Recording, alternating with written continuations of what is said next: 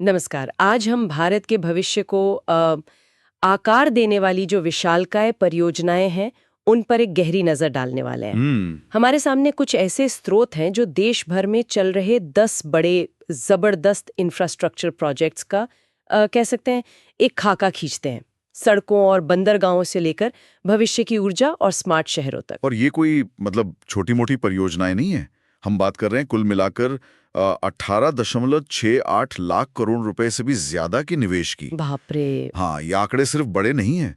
ये भारत के आर्थिक और सामाजिक परिदृश्य को बदलने की क्षमता रखते हैं, सही में। बिल्कुल। तो आज का हमारा मिशन है इन स्रोतों में गोता लगाना और समझना कि ये परियोजनाएं असल में हैं क्या, जमीन पर इनकी क्या स्थिति है और सबसे जरूरी, ये भारत के लिए इतनी महत्वपूर्ण क्यों है। चलिए इस विशाल कैनवस को परत दर परत खोलते हैं। शुरुआत करते हैं भारत के सबसे बड़े सड़क निर्माण कार्यक्रम से, भारतमाला परियोजना। इसका पहला चरण ही इतना बड़ा है। हाँ, भारतमाला परियोजना का चरण 1। देखिए, ये अपने आप में एक महापरियोजना है। इसका लक्ष्य है 31 राज्यों और केंद्र शासित प्रदेशों में करीब 34,800 किलोमीटर। 34,800। हाँ, किलोमीटर राष्ट्रीय राजमार्गों का जाल बिछाना है। इस पर लगभग 6,92,324 करोड़ रुपए खर्च होने का अनुमान है और ये 2017 से शुरू होकर 2027-28 तक चलने की उम्मीद है। 34,800 किलोमीटर, ये तो जबरदस्त दूरी है। लेकिन ये सिर्फ लंबी सड़कें बनाने के बारे में है या इसका कोई और गहरा मकसद भी है? मतलब सिर्फ सड़कें ही बन रही हैं? नहीं, ये सिर्फ लंबी सड़कें नहीं हैं, बल्कि ये भारत की अर्थव्यवस्था की कह सकते हैं धमनियां बनाने जैसा है।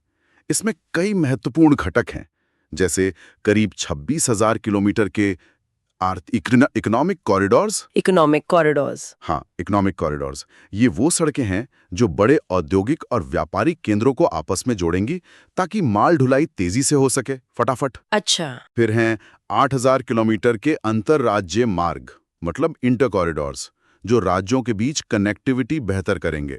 साथ ही 7,500 किलोमीटर के फीडर रूट हैं।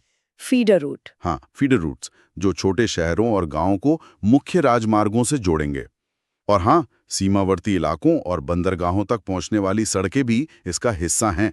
अच्छा, तो ये पूरा नेटवर्क एक तरह से सोच समझकर डिजाइन किया गया है ताकि सामान और लोग ज्यादा आसानी से, मतलब तेजी से एक जगह से दूसरी जगह जा सके। हाँ, बिल्कुल।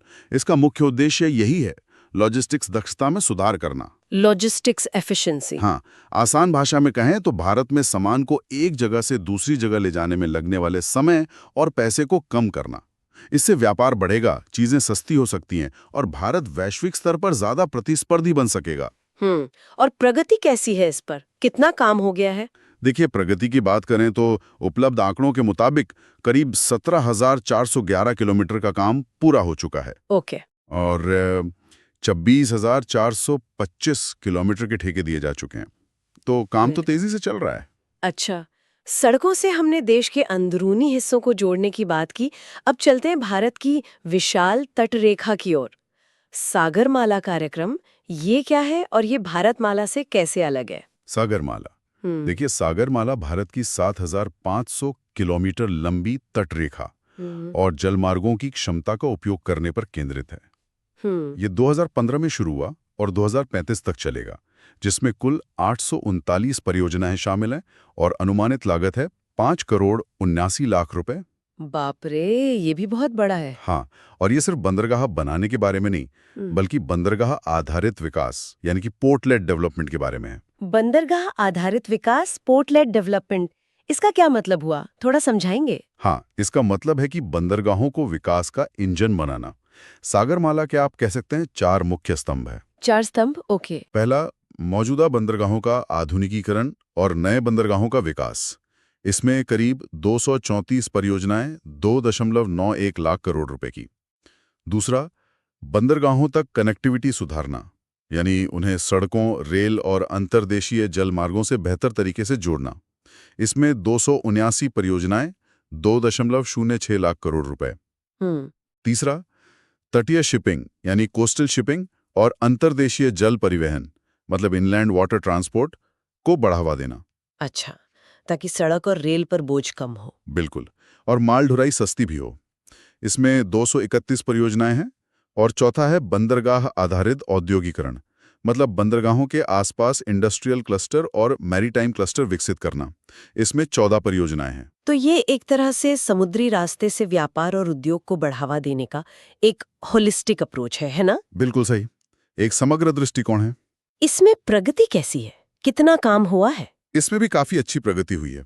मार्च 2025 तक के जो आंकड़े हैं उनके अनुसार 1.41 लाख करोड़ रुपए की 272 परियोजनाएं पूरी हो चुकी हैं। ओह, हाँ, ये दिखाता है कि भारत अपनी समुद्री क्षमता का लाभ उठाने के लिए गंभीरता से काम कर रहा है। सड़कों और बंदरगाहों के बाद शहरों की बात करना भी जरूरी है, जहां भारत की बड़ी आबादी रहती है। स्मार्ट सिटीज मिशन के बारे में हमने काफी सुना है। ये मिशन क्या हासिल करने की कोशिश कर रहा था? स्मार्ट सिटीज मिशन, हाँ, ये जून 2015 में लॉन्च हुआ था और इसका कार्यकाल मार्च 2025 तक था। इसका लक्ष्य था 100 चुने हुए शहरों को स्मार्ट बनाना। स्मार्ट मतलब सिर्फ टेक्नोलॉजी? नहीं, यहाँ स्मार्ट का मतलब सिर्फ टेक्नोलॉजी का इस्तेमाल नहीं, बल्कि शहरों को ज्यादा रहने लायक, सस्टेनेबल यानी टिकाऊ और आर्थिक रूप से गतिशील बनाना था। इसमें कुल 8,067 से ज्यादा परियोजनाएं शुरू की गईं। 8,000 से ज्यादा? हाँ, जिनकी कुल लागत थी 1,64,687 करोड़ रुपए। और इन परियोजनाओं में किस तरह के काम शामिल थे? क्या ये वाकई शहरों को स्मार्ट बना पाए? मतलब जमीन पर क्या बदलाव दिखा? देखिए, इनमें बहुत तरह के काम शामिल थे, जैसे integrated command and control centre बनाना, जहां से पूरे शहर की ट्रैफिक, सुरक्षा, पानी सप्लाई वगैरह पर नजर रखी जा सके। अच्छा, सेंट्रलाइज्ड मॉनिटरिंग। बिल्कुल। फिर स्मार्ट मीटरिंग, बेहतर कचरा प्रबंधन, सार्वजनिक परिवहन में सुधार, सौर ऊर्जा का उपयोग, पार्कों का विकास, ये सब इसका हिस्सा थे। सफलता की बात करें तो मार्च 2025 तक 93% परियोजनाएं, मतलब 7,502 पूरी हो चुकी थी और 1,50,285 करोड़ रुपए खर्च हो चुके थे। 93%, ये तो काफी ज्यादा है। हाँ, तो काफी हद तक ये मिशन सफल रहा है, कह सकते हैं। इसका सिर्फ इंफ्रास्ट्रक्चर पर ही असर पड़ा या लोगों पर भी, जैसे रोजगार वगैरह? नहीं, इसका असर सिर्फ इंफ्रास्ट्रक्चर तक सीमित नहीं था। एक महत्वपूर्ण पहलू रोजगार सृजन का भी रहा। अनुमान है कि इस मिशन से लगभग 10 लाख प्रत्यक्ष, मतलब डायरेक्ट जॉब्स। हाँ, और 30 लाख अप्रत्यक्ष यानी इनडायरेक्ट नौकरियां पैदा हुईं। ओह, तो ये शहरी सुधार के साथ साथ आर्थिक विकास का भी एक जरिया बना। ये तो हुई शहरों की बात। अब जरा ऊर्जा क्षेत्र की ओर बढ़ते हैं, जो किसी भी विकास की रीढ़ है। गुजरात के कच्छ में एक विशाल ऊर्जा पार्क बन रहा है, खवरा रिन्यूएबल एनर्जी पार्क। इसे दुनिया का सबसे बड़ा कहा जा रहा है। जी हाँ, खाबरा रिन्यूएबल एनर्जी पार्क जब पूरा हो जाएगा तो ये दुनिया का सबसे बड़ा हाइब्रिड पार्क होगा। हाइब्रिड जी। मतलब सौर और पवन दोनों? बिल्कुल, सौर और पवन ऊर्जा दोनों। ये 72,600 हेक्टेयर के विशाल रेगिस्तानी इलाके में फैला है। सोचिए, ये मुंबई शहर से भी बड़ा क्षेत्र है। मुंबई से भी बड़ा? हाँ, इसकी अनुमानित लागत 1,50,000 करोड़ रुपए और ये दिसंबर 2020 में शुरू हुआ था, जिसे दिसंबर 2026 तक पूरा करने का लक्ष्य है। और क्षमता कितनी बिजली पैदा करेगा ये? इसकी क्षमता होगी 30 गीगावाट। 30 गीगावाट? ये कितनी बिजली है अंदाजा लगाने के लिए? 30 गीगावाट, देखिए, इतनी बिजली है कि इससे करीब 1.8 करोड़ भारतीय घरों को रोशन किया जा सकता है। ओह, 1.8 करोड़ घर? जी हाँ, ये भारत के 2070 तक नेट जीरो उत्सर्जन के लक्ष्य के लिए एक बहुत बहुत बड़ा कदम है। नेट जीरो मतलब जितना कार्बन उत्सर्जन उतना ही अब्जॉर्प्शन। सही। नेट जीरो का मतलब है कि देश जितनी कार्बन गैसें उत्सर्जित करेगा उतनी ही अवशोषित भी करेगा या ऑफसेट करेगा। और ये हाइब्रिड क्यों है? सिर्फ सौर या सिर्फ पवन क्यों नहीं? इसका क्या फायदा है? हाइब्रिड होने का फायदा ये है कि सौर ऊर्जा दिन में मिलती है और पवन ऊर्जा अक्सर रात में या अलग मौसम में ज्यादा होती है ना? हाँ। तो दोनों को मिलाकर बिजली उत्पादन ज्यादा स्थिर और भरोसेमंद हो जाता है। इस पार्क में 26 गीगावाट का हाइब्रिड विंड सोलर जोन होगा, जो करीब 49,600 हेक्टेयर में है, और 4 गीगावाट का सिर्फ विंड पावर जोन, वो 23,000 हेक्टेयर में। और अभी कितना चालू हो गया है? अभी तक 3.07 गीगावाट क्षमता चालू भी हो चुकी है। अच्छा, तो काम चल रहा है। ऊर्जा के बाद परिवहन में एक और क्रांतिकारी कदम है मुंबई अहमदाबाद बुलेट ट्रेन परियोजना, भारत की पहली हाई स्पीड रेल। इसके बारे में काफी चर्चा है, काफी उत्साह भी। हाँ, ये वाकई एक महत्वाकांक्षी परियोजना है। 508 किलोमीटर लंबा ये ट्रैक मुंबई और अहमदाबाद को जोड़ेगा। इस पर 1,08,000 करोड़ रुपए की लागत आने का अनुमान है। 1 लाख करोड़ से ज्यादा। जी, सितंबर 2017 में काम शुरू हुआ था और लक्ष्य दिसंबर 2019 तक पूरा करने का है। सबसे रोमांचक बात है रफ्तार। ट्रेनें 320 किलोमीटर प्रति घंटे तक की स्पीड से चलेंगी। 320 किलोमीटर प्रति घंटा। तो मुंबई से अहमदाबाद का सफर जो अभी करीब 7 घंटे लेता है, वो कितना कम हो जाएगा? ये सफर घटकर सिर्फ 2 घंटे के आसपास रह जाएगा। 2 घंटे? हाँ, सोचिए कितना समय बचेगा। इस परियोजना में जापान की विश्व प्रसिद्ध शिनकानसेन E5 तकनीक का इस्तेमाल हो रहा है, जो अपनी सुरक्षा और समय की पाबंदी के लिए जानी जाती है। जापान से हमें तकनीकी और वित्तीय मदद भी मिल रही है। इसकी मौजूदा स्थिति क्या है? कितना काम हो गया है और इसमें कितने स्टेशन होंगे? ताज़ा जानकारी के अनुसार परियोजना करीब 47% पूरी हो चुकी है। ओके, लगभग आधा? हाँ, कह सकते हैं। इस रूट पर मुंबई के बांद्रा कुर्ला कॉम्प्लेक्स मतलब BKC से अहमदाबाद के साबरमती तक कुल 12 स्टेशन होंगे। किराए का अनुमान 2500 रुपए से 3000 रुपए के बीच लगाया जा रहा है। अच्छा। जो शायद अलग अलग क्लास और दूरी पर निर्भर करेगा। ये परियोजना भारत में रेल यात्रा के अनुभव को पूरी तरह बदलने की क्षमता रखती है। सही में हाई स्पीड रेल के साथ साथ सड़कों पर भी स्पीड बढ़ रही है। दिल्ली मुंबई एक्सप्रेसवे की बात करते हैं। ये भी एक बहुत बड़ी, बहुत महत्वाकांक्षी परियोजना है। बिल्कुल।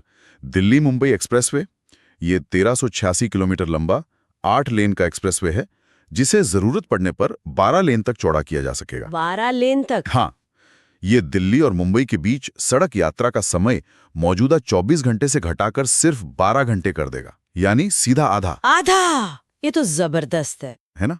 इसकी लागत 100 लाख करोड़ रुपए है और ये 2019 में शुरू हुआ था, जिसे अक्टूबर 2025 तक पूरा करने का लक्ष्य है। 12 घंटे में दिल्ली से मुंबई, ये तो वाकई गेम चेंजर लगता है। क्या इसका काफी हिस्सा बन चुका है? हाँ, ये परियोजना भी काफी आगे बढ़ चुकी है। लगभग 82% काम पूरा हो गया है, यानी 1136 किलोमीटर बन चुका है। 82%? जी, इसमें से 630 किलोमीटर से ज्यादा हिस्सा तो अलग अलग सेक्शन में ट्रैफिक के लिए खुल भी चुका है, जैसे सोना दोसा लालसोट खंड, मध्य प्रदेश का खंड और वडोदरा भरूच खंड लोग इस्तेमाल भी कर रहे हैं। अच्छा, इस एक्सप्रेसवे में और क्या खास बात है, मतलब डिजाइन वगैरह में? इसमें आधुनिक इंजीनियरिंग के साथ साथ पर्यावरण का भी ध्यान रखा गया है। जैसे इसमें सौर ऊर्जा से चलने वाली लाइटिंग का इस्तेमाल होगा और वन्यजीवों के सुरक्षित रास्ते के लिए कई जगह एनिमल पास या ओवरपास बनाए गए हैं। एनिमल पास? हाँ, ताकि जानवर सुरक्षित तरीके से एक्सप्रेसवे पार कर सकें। ये एशिया का पहला एक्सप्रेसवे होगा जिसमें वन्यजीवों के लिए इस तरह के समर्पित क्रॉसिंग है। ये तो बहुत अच्छी बात है। अब उत्तर भारत में भी एक बड़ा एक्सप्रेसवे बन रहा है, गंगा एक्सप्रेसवे।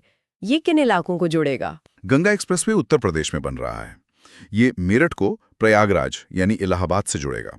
ये 594 किलोमीटर लंबा 6 लेन का एक्सप्रेसवे होगा, जिसे बाद में 8 लेन तक बढ़ाया जा सकेगा। 6 लेन का 8 तक एक्सपेंडेबल, ठीक है। हाँ, इसकी लागत 36,230 करोड़ रुपए है और ये दिसंबर 2021 में शुरू हुआ था।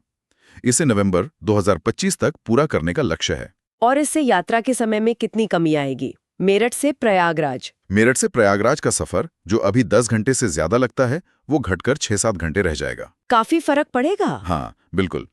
ये एक्सप्रेसवे यूपी के 12 जिलों और 518 गांवों से होकर गुजरेगा, जिससे राज्य के पश्चिमी और पूर्वी हिस्सों के बीच सीधी और तेज कनेक्टिविटी मिलेगी। इसमें गंगा नदी पर करीब 1 किलोमीटर यानी 960 मीटर लंबा पुल भी शामिल है। ये न सिर्फ यात्रा आसान करेगा, बल्कि इन क्षेत्रों के आर्थिक विकास को भी गति देगा। सड़क और रेल के बाद हवाई यात्रा की बात करते हैं। दिल्ली के पास जेवर में एक नया अंतर्राष्ट्रीय हवाई अड्डा बन रहा है। ये क्यों जरूरी है? क्या दिल्ली एयरपोर्ट काफी नहीं है? देखिए, नोएडा अंतर्राष्ट्रीय हवाई अड्डा, जिसे जेवर एयरपोर्ट भी कहते हैं, एक ग्रीनफील्ड हवाई अड्डा है। ग्रीनफील्ड मतलब? ग्रीनफील्ड मतलब इससे बिल्कुल नई जमीन पर शुरुआत से बनाया जा रहा है। ये दिल्ली के मौजूदा इंदिरा गांधी अंतर्राष्ट्रीय हवाई अड्डे पर जो बढ़ता बोझ है, उसको कम करने के लिए बहुत जरूरी है। ट्रैफिक बहुत बढ़ गया वहां। हाँ, ये तो है। इसका पहला चरण नवंबर 2025 तक पूरा होने की उम्मीद है, जिसकी लागत 29,650 करोड़ रुपए है। पहले चरण में इसकी क्षमता कितनी होगी और आगे की क्या योजना है? पहले चरण में ये सालाना 1.2 करोड़ यात्रियों को संभाल सकेगा। 1.2 करोड़। ऑब्वियसली। हाँ। अभी तक इसका करीब 80% काम पूरा हो चुका है।